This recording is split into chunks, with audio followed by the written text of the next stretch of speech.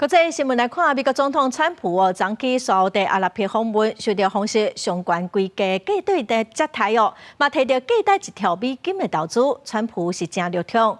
川普嘛宣布讲，会来解除对叙利亚所有的制裁。美国总统川普是一个包含3个访问行程，第一度满满的受刑。沙特阿拉伯王储穆罕默德·沙尔曼13伫首都里亚德举行的3美投资论坛，宣布对美国投资价值1条美金，而且美国也宣布提供3个价值1420亿美金的军售案，内容包含飞弹、雷达、C-130运输机等先进武器。واليوم نأمل على فرص شراكة بحجم 600 مليار دولار. من بينها اتفاقيات تزيد عن 300 مليار دولار تم الإعلان عنها خلال هذا المنتدى. وسنعمل خلال الأشهر القادمة على المرحلة الثانية لإتمام بقية الاتفاقيات لرفعها إلى تريليون دولار.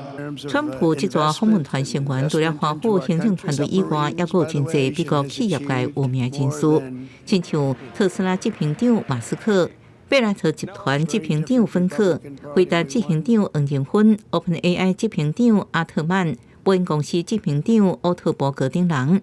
投资论坛主题放伫个热门的 AI、能源加制造3方面。That's pretty amazing, right? Are we doing a good job so far for America?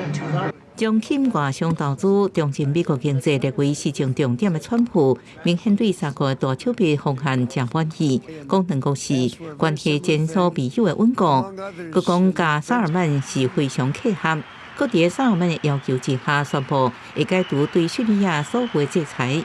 互新政府有些很伟大机会。In Syria, which has seen so much misery and death, there is a new government that will hopefully succeed in stabilizing the country and keeping peace. That's what we want to see in Syria.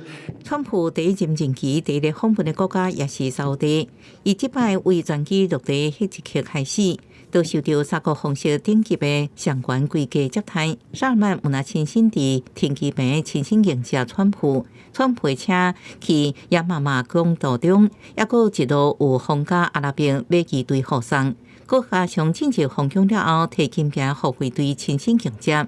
这样有民主的场面，互川普的好心情拢快出来。公司新闻王慧文报道。